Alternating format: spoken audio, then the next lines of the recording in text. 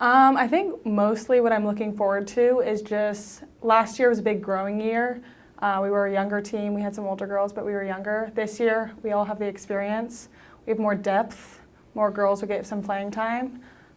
Everyone overlooked us last year. I think now people are starting to realize we're a team on the rise. And I think that's what I'm looking forward to is people actually respecting us and then us going out there and still doing what we do.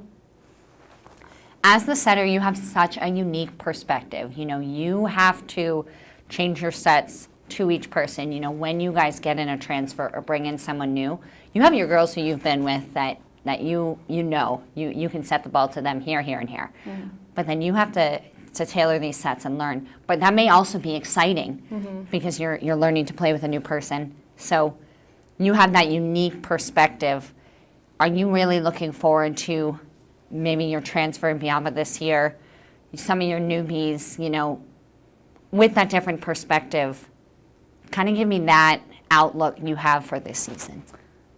Being the setter, I think I see everyone a lot differently. I love getting to know new girls because sometimes it's a quick, easy connection with them, or sometimes it takes months to develop.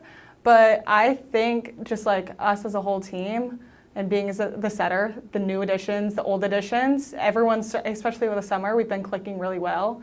And I'm really excited, especially double days and going into season. By the end of the season, it's going to be amazing. Is there a particular game, 2 games, tournament this year that you are really looking forward to? Definitely the first one in Chicago, playing at Northwestern. That's a big one. And then I think my favorite ones for conference are going to be Pepperdine at home and BYU at home. We want to be the ones to take down BYU, obviously. And Pepperdine, we got to keep it our home, not letting them win on our court. So with those ones, BYU is homecoming. Pepperdine is a big rivalry, like you said, both at home. You guys have a really big fan base, and those will be at home. What does it mean to you to have that fan base, to play those games at home, to have Spanos filled, to have that atmosphere? How does that help you? How does that help your team? Honestly, it makes us appreciate it quite a bit, being on the court. Looking around, you can make a mistake and people are still going to cheer you on. People are very loyal towards us. They have been following us for over multiple years. But it calms us down, really. We can look up and see people not looking at us bad because we made one mistake. We could do it to ourselves, but everyone around us is supporting us. So I think it calms us down quite a bit. And I want to touch on last year, an incredible feat.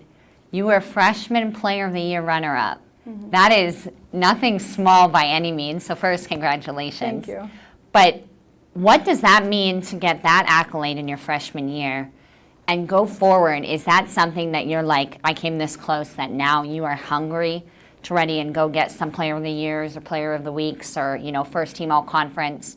Is it something that you're like, I now am ready to achieve more? How does that push you forward? I think it makes me hungry. I grew up, my family, very competitive. Second place is the first loser to us. So it makes me hungry I know I can do better things. You can always improve. And I think I'm looking towards bigger, yeah. And so you mentioned you grew up, your family competitive. So your mom played here. Mm-hmm. And your mom was also a setter, correct? Yes. So one, I want to say, did you always, were you always going to be a setter behind your mom? And 2, did you always want to come here, or did you not want to come here, and how did you end up here? So yes, I've always been a setter. My mom always said since I was not even walking, I had a ball in my hands. She would be taking me to practice, and then I naturally had pretty good hands as a setter, so they kind of just stuck me there since my mom was that. And then, no, I did not want to come here at all. Growing up, I told my mom, I told Greg even, I told everyone, I was like, I'm not going to Pacific. That's my mom's school. And then finally, about sophomore year, freshman year, I made a realization that, I could make it my own school. It's not just my mom or my dad's school. Could be my own. It's my own legacy. And it's nice having the background, walking the hallway, seeing my mom's name, but I'm trying to make it my own now.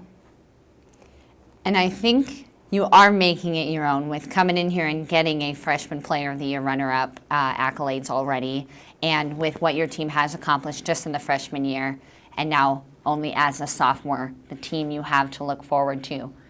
Do you feel that you're taking it and making your own path? I really do. Me, Alexa, and Sam, all the legacies talked. We're leaving it better than we came to it, and we want to leave it when by the time we graduate, the best it's ever been. We want to get to the Sweet 16, the Elite 8, all the way to the end. We want to make it as best as possible, and yeah. Is there anything, Jenna, that we haven't touched on about yourself, about games this season, your team, that you wanted to add? I don't think so. I think the biggest thing is come support our Tigers. We're fun. We're a good group of girls. We have a great bond, and we're going to be fun to watch this year.